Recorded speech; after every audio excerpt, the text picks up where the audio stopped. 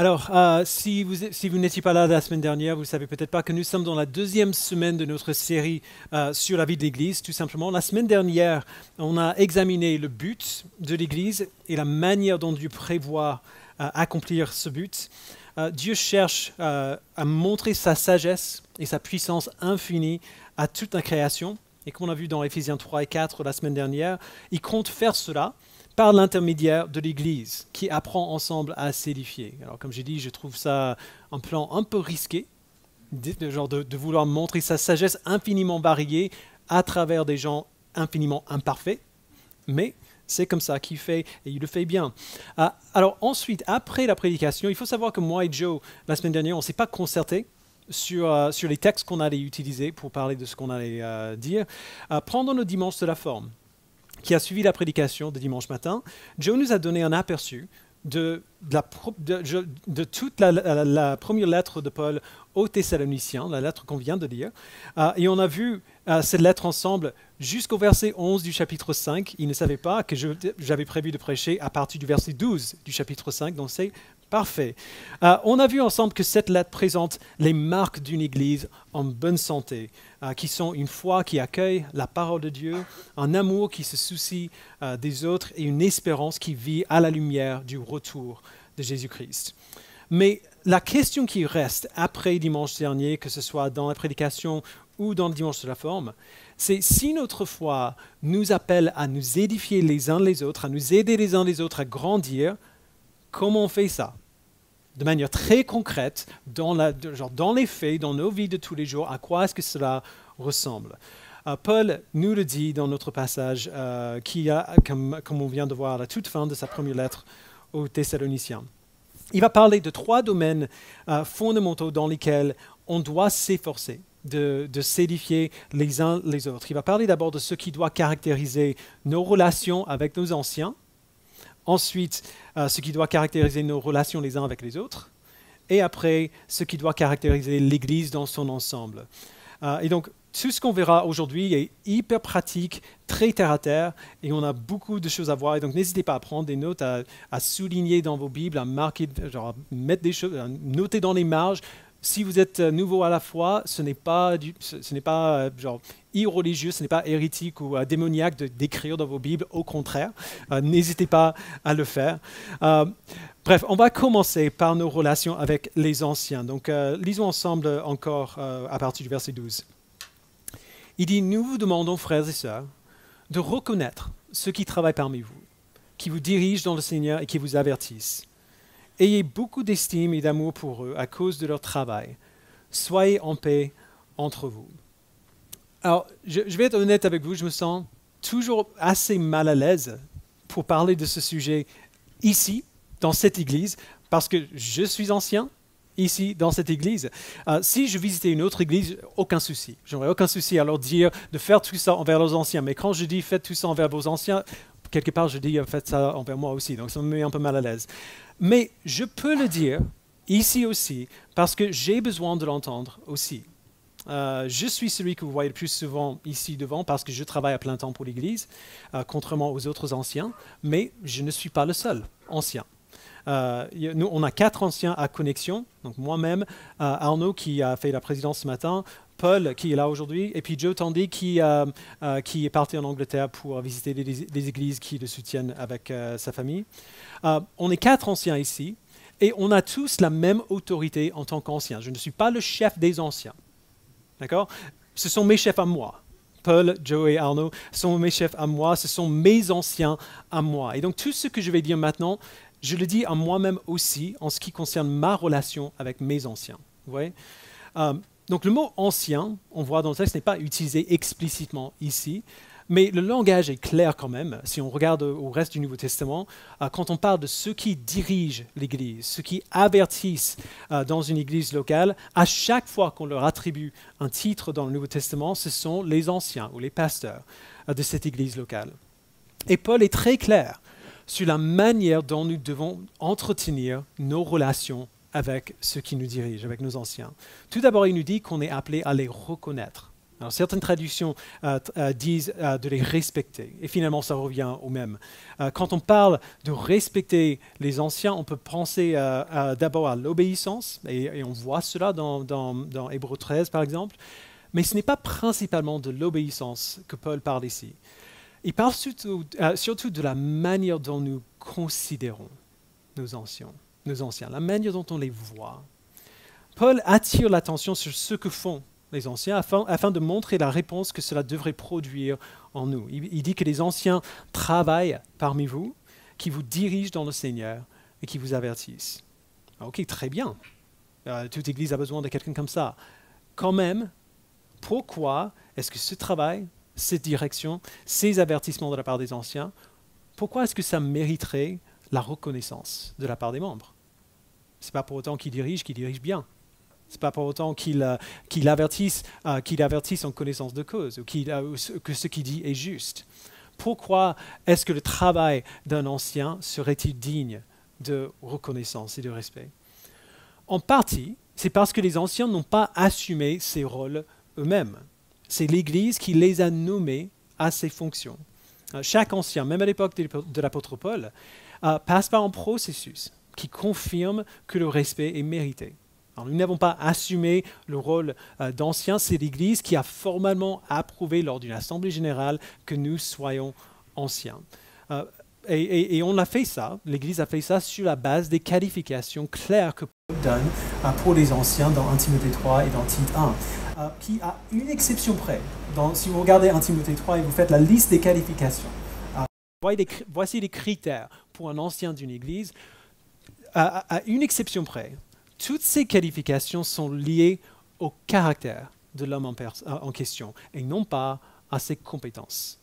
Un ancien d'une Église n'est peut-être pas l'individu qui a le plus de talent ou le plus de charisme, mais si l'Église a reconnu les caractéristiques bibliques de l'ancien en cet homme, et par conséquent si l'Église l'a placé dans cette position d'autorité dans l'Église, tant que ces critères bibliques sont toujours présents en lui, c'est quelqu'un qu'on est appelé à reconnaître et à estimer. Alors juste un exemple de ce à quoi ça peut ressembler. Tout le monde dans l'Église peut me donner des conseils, et vous n'hésitez pas à le faire, je suis reconnaissant pour ça.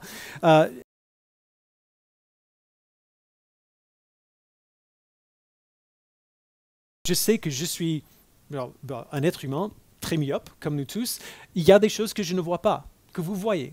Il y a des idées que vous avez que je n'ai pas. Il y a des choses auxquelles vous pensez, auxquelles moi je ne pense pas. Donc j'ai besoin de ces conseils-là. Quand même, je vais être super franc, il y a des personnes dont les conseils pèsent plus lourd que d'autres. Des personnes dont je considérais le conseil avec un sérieux absolu. Ces trois hommes, Paul, Arnaud et Joe, sont tout en haut de cette liste, juste après ma femme. Pourquoi? Parce que ce sont les hommes que Dieu m'a donnés pour être mes anciens, comme Dieu m'a donné cette femme pour être mon aide qui soit mon vis-à-vis. C'est une façon dont on respecte les anciens. Lorsqu'ils nous donnent des instructions, lorsqu'ils nous avertissent, nous accueillons ces instructions et ces avertissements et nous les prenons très au sérieux. Lorsque nos anciens travaillent pour nous, nous reconnaissons leur travail, nous les estimons et nous les aimons pour cela. Et je vais parler de Paul, Arnaud et Joe sans parler de moi-même. Vous ne saurez jamais, la plupart d'entre vous en tout cas, vous ne saurez jamais ce que ces hommes endurent afin de prendre soin de vous. Que vous le voyez ou non, le temps et l'effort et l'énergie et l'amour qu'ils consacrent pour vous sont incroyables. Je les aime. Et je les estime au plus haut point. Et je reconnais la responsabilité que Paul, Arnaud et Joe ont sur moi. Nous devrions tous les considérer de la même manière. Et toujours sous cette rubrique, je pense, se trouve ce que Paul dit à la fin du verset 13, qui semble d'abord ne pas être lié, quand il dit « Soyez en paix entre vous ». Je pense que Paul dit ça ici, juste après avoir parlé du respect de nos anciens, parce que les conflits dans une église locale naissent souvent lorsque les membres de l'Église ne reconnaissent pas et n'estiment pas leurs anciens. On a eu un exemple malheureux de cela l'année dernière. Presque toutes les divisions dans les églises au fil de l'histoire se sont produites de cette manière. Juste un exemple rapide de la manière dont le respect des anciens, pour les anciens, favorise en fait la paix dans l'Église. Il y a quelques années, un jeune homme venait à l'Église depuis un certain moment. Il y a plusieurs personnes ici qui le connaîtraient, donc je ne lui ai pas demandé si je pouvais parler de lui avant, donc je ne vais pas dire son nom, mais vous saurez qui c'est si vous le connaissez. Il nous aimait, il aimait l'Église, mais c'était un pédobaptiste confirmé et convaincu. Et quand je dis ce mot pédobaptiste, ça veut dire qu'il croyait qu'on devrait baptiser les bébés. C'est un problème à Connexion parce que nous, on n'est pas pédobaptistes. On croit qu'on devrait baptiser les gens sur profession de foi, que les bébés ne sont pas capables de faire quand ils sont petits comme ça. Ce jeune homme était un peu troublé après quelques semaines quand il s'est rendu compte d'où il était. Il est venu me voir et on a eu beaucoup de discussions à ce sujet, facilement 10 ou 15 discussions différentes au fil de 2 ans. Tout ce temps, il se tenait exactement dans l'attitude que Paul décrit ici. Beaucoup de respect, beaucoup d'estime. Il prenait très au sérieux ce que j'avais à dire, même s'il n'était pas d'accord avec moi. En fin de compte, à mon malheur, je n'ai pas réussi à le convaincre. Il n'était toujours pas d'accord. Et en fait, en soi, ce n'est pas un problème, mais il savait que ce désaccord-là aurait un jour un grand impact sur sa famille. Il était fiancé à l'époque et il savait que le jour où ils auraient des enfants, désolé, on ne va pas baptiser leur bébé. Et donc c'était important pour lui. Et l'impact que ça pourrait avoir sur lui et sa famille était grand. Donc, il a trouvé une autre église à Paris qui correspondait plus à ses convictions. Et il a rejoint cette église. Et il me manque beaucoup. J'aimais beaucoup ce gars. Mais j'étais honoré par la manière dont il s'est conduit dans tout cela, même par la manière dont il a quitté l'Église. Il ne nous a jamais critiqués ou calomniés dans notre dos. Il n'a jamais essayé de contredire nos convictions auprès d'autres membres de l'Église pour les rallier à son point de vue. Il a toujours pris ce que je disais très au sérieux. Il lui a fallu presque 2 ans pour prendre la décision de partir, parce qu'il me respectait comme l'ancien de son Église, et il était engagé dans cette Église. Malgré ce désaccord et malgré son départ, cet homme a veillé à ce que la paix règne dans l'Église. Il a pris soin de l'Église par sa manière d'interagir avec moi. Vous voyez ? Si le respect et l'estime caractérisent notre attitude à l'égard de nos anciens, cette attitude va s'infiltrer dans tous les aspects de la vie de l'Église. Elle va contribuer à ce que la paix règne entre nous. Si on agit comme ça envers nos anciens, ce sera un peu le même réflexe d'agir ainsi envers les autres. Alors après, Paul se tourne justement aux autres. Il aborde les relations que les chrétiens doivent entretenir les uns avec les autres membres de la même église locale. Lisons verset 14. Il dit, « Nous vous y invitons, frères et sœurs, avertissez ceux qui vivent dans le désordre, réconfortez ceux qui sont abattus, soutenez les faibles, faites preuve de patience envers tous. Veillez à ce que personne ne rende à autrui le mal pour le mal, mais recherchez toujours le bien, soit entre vous, soit envers tous les hommes. » Alors, il y a beaucoup de choses qu'il dit là, et donc on va les reprendre point par point. Les 3 premiers points de la liste ont tous un point en commun. Pour y obéir, 2 choses en commun. Pour obéir aux 3 premières choses, on doit savoir qui sont nos frères et sœurs. On doit savoir à qui on est appelé à faire ça, et on doit savoir à quoi ressemble leur vie. On doit les connaître, on doit bien se connaître. Comme on le dit souvent, on ne peut pas faire ça avec tout le monde, mais on peut le faire avec quelques personnes, et c'est pour ça qu'on a des groupes de co. Alors tout d'abord, Paul nous exhorte à avertir ceux qui vivent dans le désordre. Alors là, il s'agit des gens qui sont indisciplinés, qui n'assument pas leurs responsabilités à l'égard de Dieu et de l'Église. Et Paul va le dire beaucoup plus explicitement dans sa 2e lettre aux Thessaloniciens, je ne vais pas redire le mot, à sa 2e lettre, chapitre 3. C'est un long mot. Bref, c'est un des plus grands problèmes auxquels la plupart des chrétiens aujourd'hui sont confrontés. Et voici pourquoi c'est difficile, cette question de manque de discipline. Quelqu'un rencontre Jésus-Christ, on entend l'Évangile, on rencontre Christ, on accepte l'Évangile et on accepte la bonne nouvelle, comme Jésus dit, avec beaucoup de joie. Ils sont passionnés par Christ et c'est merveilleux. Vous avez déjà connu quelqu'un qui vient de rencontrer Christ et qui est juste stimulé et passionné tout le temps? C'est vraiment formidable. Mais c'est facile de confondre la passion avec la sainteté. Il est très facile de confondre la passion avec la ressemblance à Christ. Le fait qu'on soit passionné par Christ ne veut pas pour autant dire qu'on est en train d'apprendre à lui ressembler. Si on prête attention aux commandements qui sont donnés dans la Bible, surtout dans le Nouveau Testament, la vaste majorité de ces commandements concernent des choses finalement qui sont assez banales. Il s'agit de comment on passe notre temps, comment on dépense notre argent, comment on se parle les uns aux autres, même le ton de notre voix. Éphésiens 4, il parle que tout éclat de voix disparaisse du milieu de vous. C'est ce à quoi on réfléchit, les choses qu'on lit, les choses qu'on regarde, les choses qu'on écoute. La plupart du temps, ces choses-là ne sont pas hyper passionnantes. On ne parle pas de la haute théologie, on ne parle pas des choses, genre des questions philosophiques qu'on peut débattre avec des gens, c'est vraiment des choses toutes simples. Comment est-ce qu'on passe notre temps? Sur quoi est-ce qu'on dépense notre argent? En quoi est-ce qu'on s'investit dans nos pensées de tous les jours? Le time management n'est pas très stimulant. Faire un budget n'est pas très stimulant. Et comme ces choses ne sont pas très stimulantes, on n'y pense pas trop. Ça nous échappe. On continue de maintenir les mêmes habitudes et parfois de s'enfermer de plus en plus dans les mêmes routines qui sont parfois quand même néfastes et dangereuses. Et on ne le voit même pas parce qu'on se sent tellement passionné par Christ. Mais 20 ans plus tard, on se réveille un jour et on se rend compte que cette passion s'est estompée. Et on commence à voir des domaines de notre vie où le péché s'est solidement implanté. Pas de souci. On commence à voir des domaines de notre vie où le péché s'est implanté de manière solide sans même qu'on s'en rende compte. Et on se demande pourquoi on n'a pas plus grandi depuis 20 ans dans la sainteté, dans la maturité. La discipline et l'ordre dans nos vies, genre le fait d'être exigeant avec nous-mêmes sur des points qui sont simples et banaux.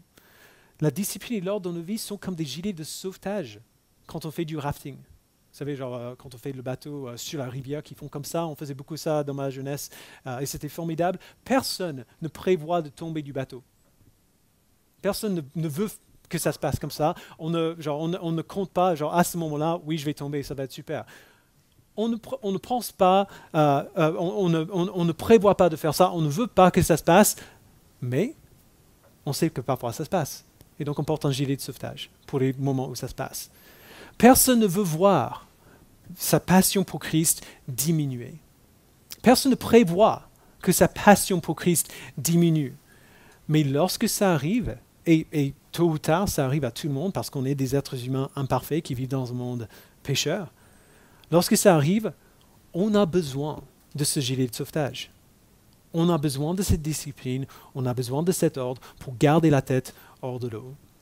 Et l'Église aussi a besoin de votre discipline, parce que si vous ne pouvez pas garder votre tête hors de l'eau, vous ne pourrez pas aider quelqu'un d'autre qui est en train de couler. Ainsi, lorsqu'on voit quelqu'un qui manque de discipline, on doit l'aider à grandir dans cette discipline et à l'exhorter à mettre en place des structures dont il a besoin pour rester fidèle sur le long terme.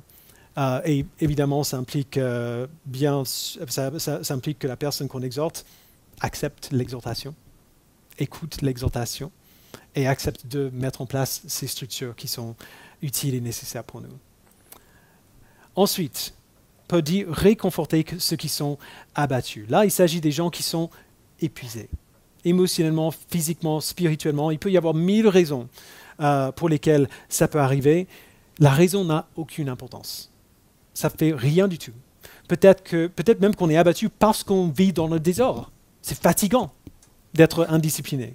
Peu importe. Beaucoup de gens ont peur de faire ça, de réconforter quelqu'un qui est abattu, parce qu'on a peur de mal faire, de dire quelque chose qu'on ne devrait pas dire, de dire quelque chose de maladroit. Mais donner du réconfort aux abattus, c'est, à vrai dire, une des choses les plus faciles au monde si on grandit dans notre ressemblance à Christ et dans notre connaissance de sa parole. Ça consiste simplement à rappeler à l'autre ce qui est vrai. Je sais que tu es fatigué, mais Dieu ne t'a pas lâché, nous ne t'avons pas lâché non plus. Nous sommes là. La personne ne sera peut-être pas réconfortée, ça ne vous revient pas. Le résultat de cette discussion n'est pas de votre sort. Notre responsabilité, c'est d'être là, d'être présent avec l'autre, prêt avec le réconfort lorsqu'on voit que quelqu'un en a besoin. Ça peut se faire en 5 minutes, juste une discussion et une prière, ou ça peut se faire de manière répétée au fil de plusieurs jours, plusieurs semaines, plusieurs mois. Mais ce commandement de réconforter ceux qui sont abattus, évidemment, implique aussi qu'on accepte d'être assez vulnérable pour que les autres voient quand on est abattu. Si les gens ne savent pas, si on porte bien le masque, pour montrer à tout le monde que tout va bien finalement, alors qu'on est épuisé et qu'on se sent écrasé par les circonstances de notre vie, comment est-ce qu'ils vont nous réconforter? On est appelé à faire ça les uns pour les autres.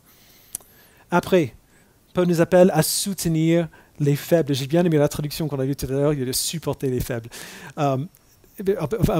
Paul commence à aller dans ce sens. Les faibles, dans ce contexte, sont ceux qui ne sont peut-être pas aussi avancés dans leur foi que nous, ceux qui peuvent être effrayés ou dérangés par des choses qui ne sont pas très graves. Il y a un exemple que Paul donne dans 1 Corinthiens 8 et 9, quand il parle des jeunes chrétiens qui se sentaient coupables de manger certains types de viande à cause des idées reçues qu'ils pouvaient avoir. J'ai l'impression d'avoir cette discussion avec quelqu'un tous les 2 jours, si je suis honnête. On est une église qui a beaucoup de jeunes chrétiens et beaucoup de jeunes tout court, des gens qui sont profondément troublés par des choses qui en fait ont très peu d'importance. Et j'ai l'impression que peut-être 50% de mon boulot consiste à vous dire mais c'est pas grave, c'est pas grave, c'est pas grave, ne vous inquiétez pas, c'est pas grave. L'âge et l'expérience et surtout la maturité dans la foi et dans la connaissance de la parole nous aident à prendre du recul. Et nos frères et sœurs ont besoin de ce recul-là, si on peut l'avoir.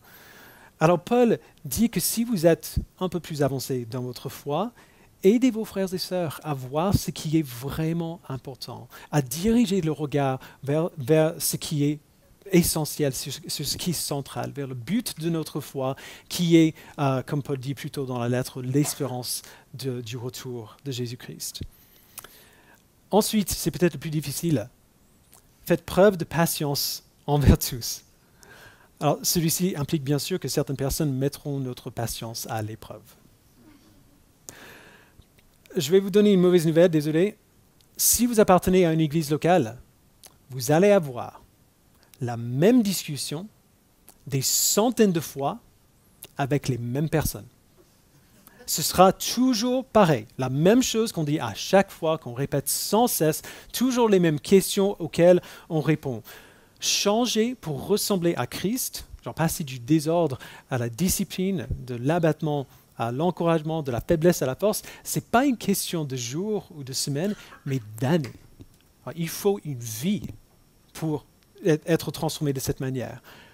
Et nous sommes appelés à être patients dans le processus, à être patients avec quelqu'un qui est en train de faire ce chemin-là. C'est très difficile, parce que bien souvent, on fait une erreur qui est simple, mais qui est mortelle. On imagine que pour être patient, on a besoin de comprendre ce qui se passe. On a besoin de comprendre ce par quoi l'autre passe, pourquoi il a du mal à changer. C'est facile d'être patient avec des gens qui ont des difficultés qu'on comprend. Genre, si on a passé par la même chose, c'est facile d'être patient avec eux parce que on comprend, on voit ce que c'est. On se lasse très vite si ces difficultés nous semblent mystérieuses ou bêtes. Si quelqu'un a une lutte qu'on ne comprend pas et qui nous semble un peu ridicule, mais pourquoi? Pourquoi est-ce que tu as tellement de mal à surmonter ceci ou cela? Je suis désolé de vous le dire, la compréhension n'est pas un critère pour la patience.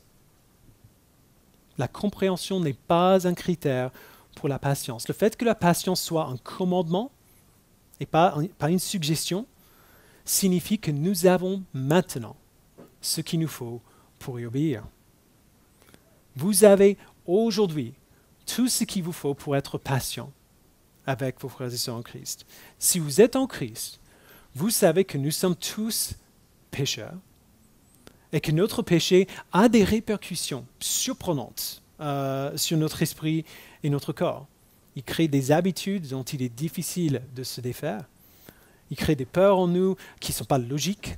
Il crée des doutes qui n'ont aucun fondement dans la vérité. Le péché obscurcit notre vision. Et si on appartient au corps de Christ, on sait qu'on a tous ce péché en commun. On sait qu'on est tous comme ça, qu'on est tous pécheurs qui ont besoin d'être transformés.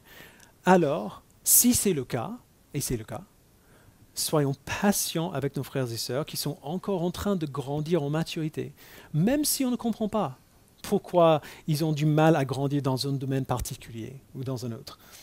C'est probablement la même raison pour laquelle vous avez du mal à grandir dans un autre domaine, que l'autre personne ne comprend pas non plus.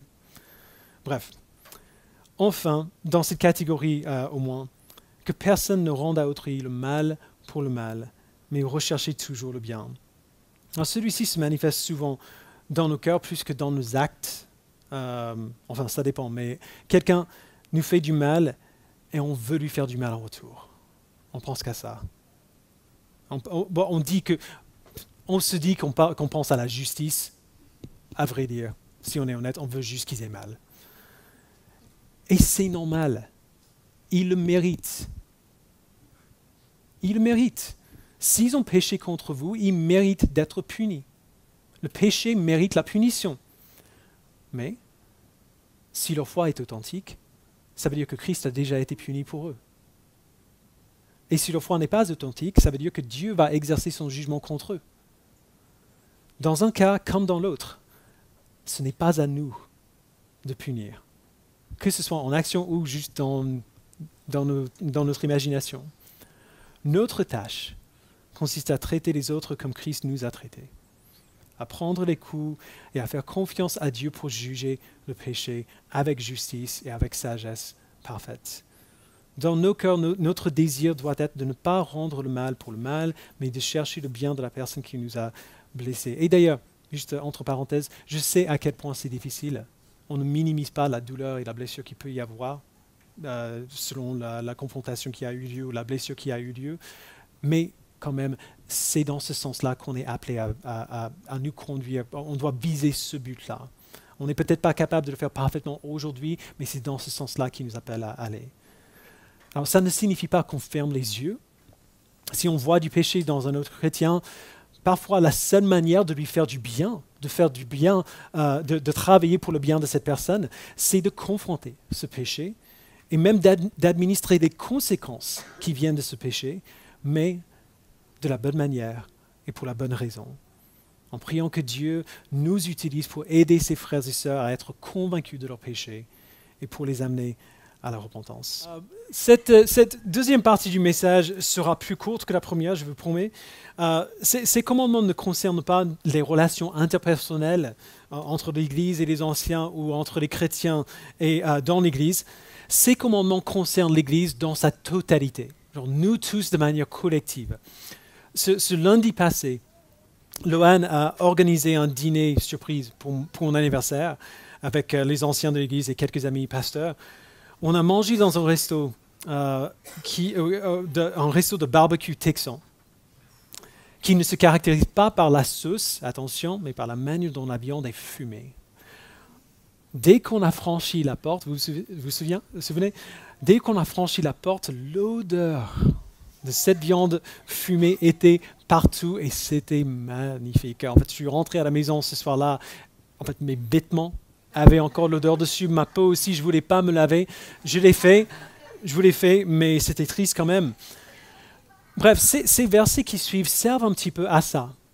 Ils nous décrivent quel devrait être l'arôme, entre guillemets, d'une Église fidèle, ce qui caractérise l'Église dans son ensemble. Verset 16, lisons. « Il dit, soyez toujours joyeux. Priez sans cesse. Exprimez votre reconnaissance en toutes circonstances, car c'est la volonté de Dieu pour vous en Jésus-Christ. N'éteignez pas l'esprit, ne méprisez pas les prophéties, mais examinez tout et retenez ce qui est bon. Abstenez-vous de toute forme de mal.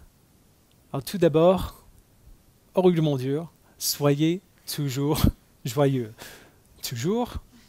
Oui, toujours.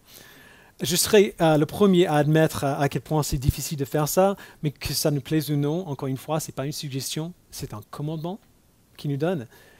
Est-ce que c'est un commandement impossible? Non.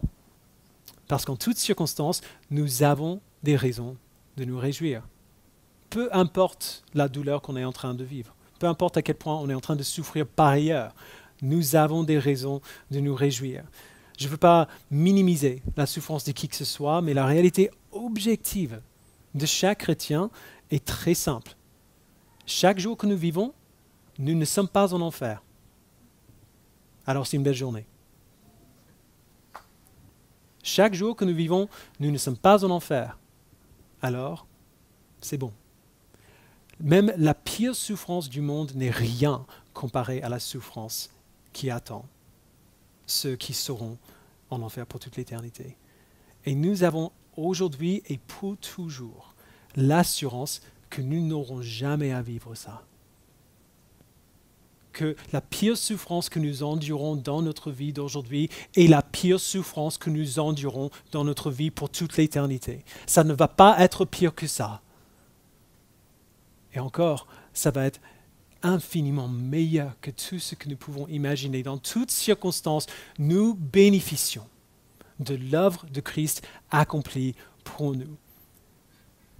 Sa vie qui devient notre vie, sa mort qui est devenue notre mort, sa résurrection qui nous assure la vie éternelle en lui.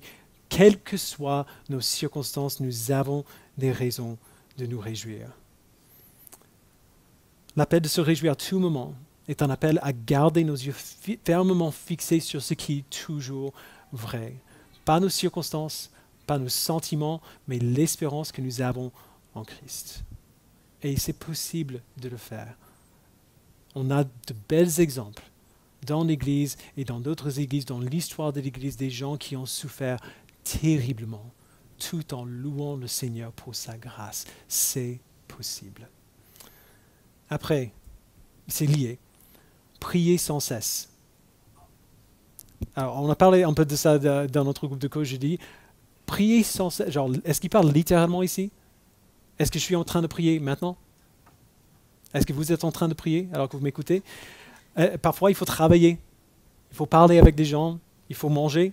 Il faut dormir. Comment est-ce qu'on peut prier sans cesse? En fait, on sait tous ce que c'est quand un froid s'installe dans une relation. On ne se regarde pas. On est dans la même pièce, mais on s'évite, on ne se regarde pas, on ne se parle pas. Si ça se produit, c'est qu'il y a un problème. Il y a un conflit, il y a un problème qu'on a besoin de régler. Il y a quelque chose qui s'est passé. Quand tout va bien, la communication est ouverte. Alors ça ne veut pas dire qu'on parle à chaque instant qu'on est dans la même pièce avec quelqu'un d'autre. Parfois on lit, parfois on fait autre chose, mais les lignes de communication restent ouvertes.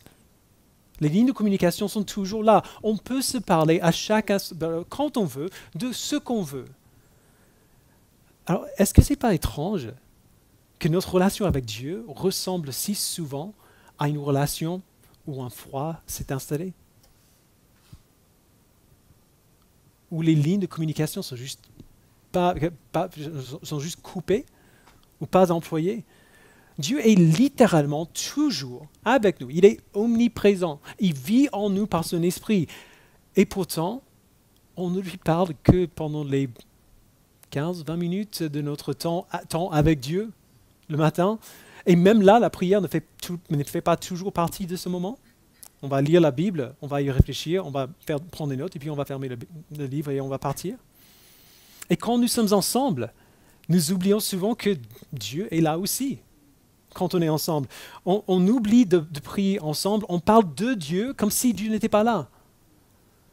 Paul nous dit de nous rappeler à chaque instant que Dieu est là et de garder les lignes de communication ouvertes, que nous soyons seuls avec lui ou non. Parlons de lui, posons-lui des questions. Et, prochaine chose, exprimez votre reconnaissance en toutes circonstances. C'est la même chose que pour la joie. En toutes circonstances, nous avons des raisons d'être reconnaissants. Même nos circonstances les plus douloureuses ne changent rien à l'œuvre accomplie de Christ pour nous, ni à l'espérance qu'on a en lui. Nous avons toujours des raisons d'exprimer notre reconnaissance. Et juste entre parenthèses, tout le monde qui le fait souvent, sait très bien que le fait d'exprimer sa reconnaissance, le fait de le dire à soi-même, en chant, à quelqu'un d'autre, le fait d'exprimer notre reconnaissance augmente considérablement notre joie. Les deux choses vont ensemble. Ensuite, n'éteignez pas l'esprit.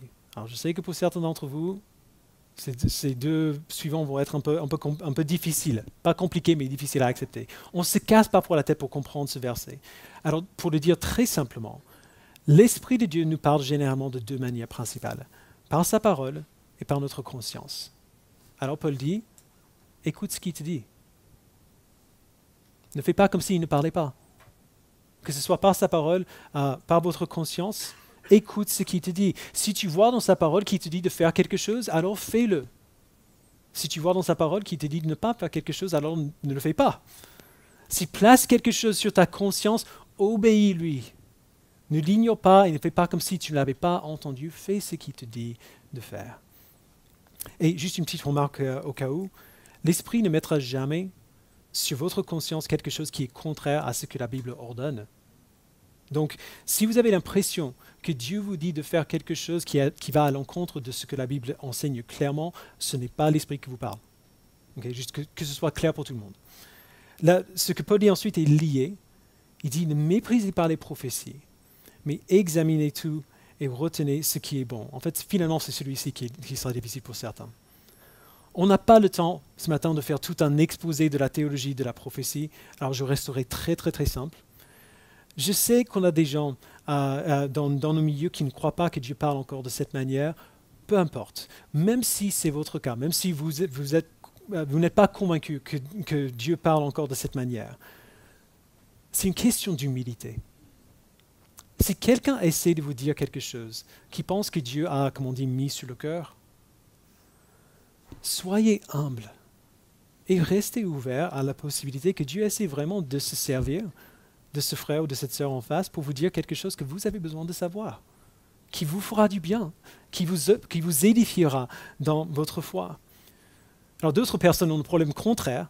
Dès que quelqu'un dit que Dieu a mis quelque chose sur leur cœur, on l'accepte tout de suite comme venant de Dieu. On n'y réfléchit pas, on ne va pas plus loin dans notre pensée, on accepte comme si c'était Dieu qui avait parlé directement. Mais Paul dit, non, ne méprisez pas les prophéties, mais examinez ce qui a été dit. Mettez-le dans votre poche, apportez-le au Seigneur, priez à ce sujet, comparez ce qui a été dit à ce qu'on voit dans la parole de Dieu. La plupart du temps, ce qu'on appelle parfois la prophétie, se produit dans le contexte des discussions tout à fait ordinaires, où quelqu'un dit quelque chose dont Dieu se sert pour apporter une aide conséquente à l'autre. Alors prenez cela au sérieux.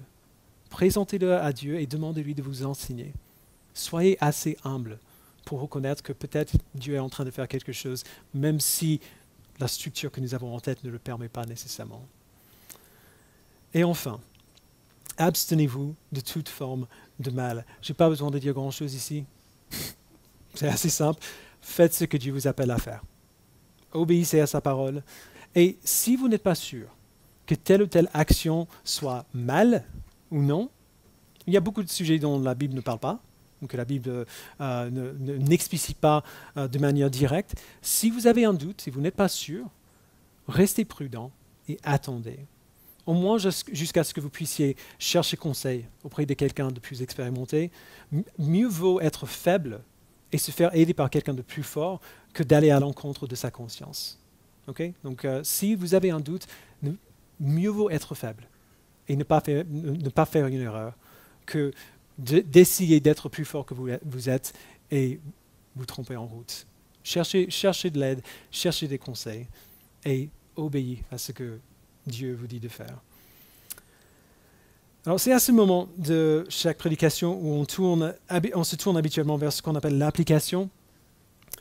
Ce texte n'est presque que ça, que de l'application. L'application, c'est le moment où on voit comment Dieu nous appelle à répondre au texte.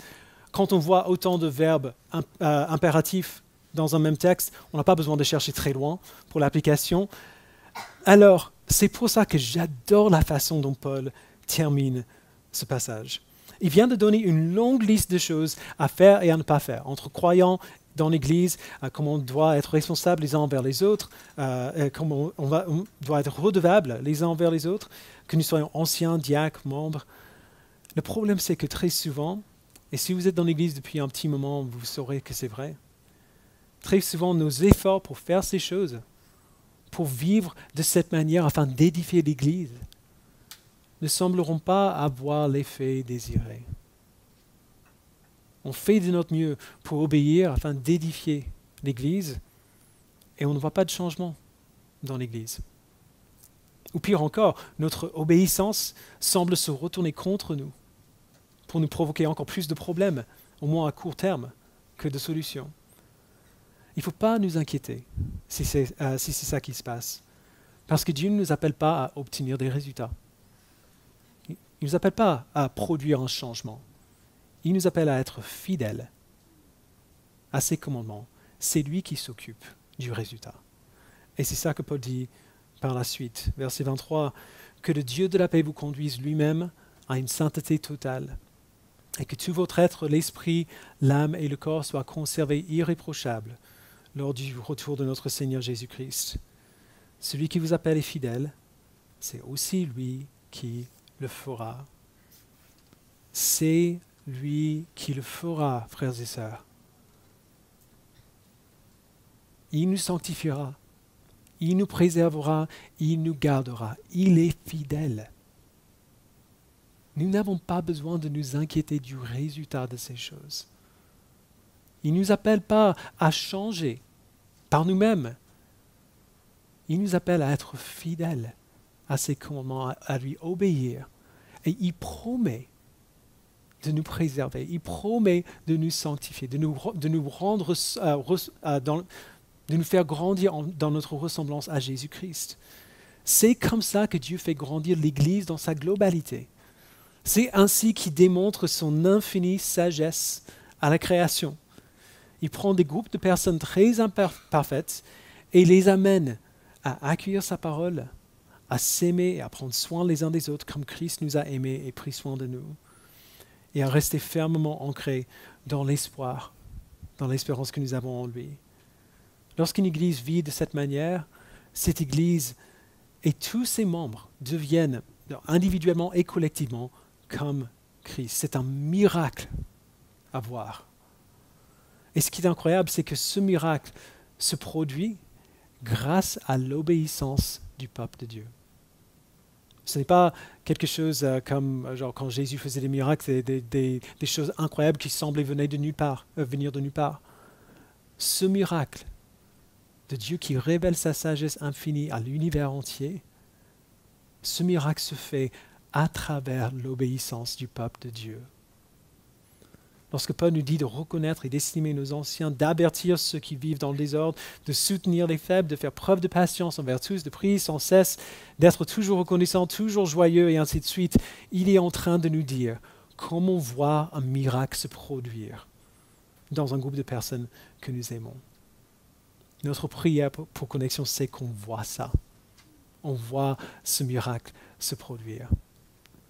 Et on sait quoi faire pour le voir. Alors faisons-le. Je vous invite à prier. Père, nous te remercions pour ces commandements qui sont clairs, pas forcément faciles, mais qui sont clairs. Et merci surtout pour la promesse à la fin, que si nous vivons comme ça, le résultat est garanti. Peut-être pas dans notre temps, peut-être pas aussi rapidement qu'on aimerait ou de la manière qu'on aimerait, mais le résultat final de l'épouse de Christ qui est présentée sanctifiée, sans tache ni ride, ni rien de semblable, mais sainte et irréprochable lors du retour de Jésus-Christ, ce résultat est promis. Nous n'avons pas besoin de nous inquiéter de l'issue de notre chemin. Nous n'avons qu'à nous occuper de l'obéissance au commandement difficile mais finalement assez simple que tu nous donnes. Aide-nous, Père, à nous considérer les uns les autres comme tu nous demandes de nous considérer.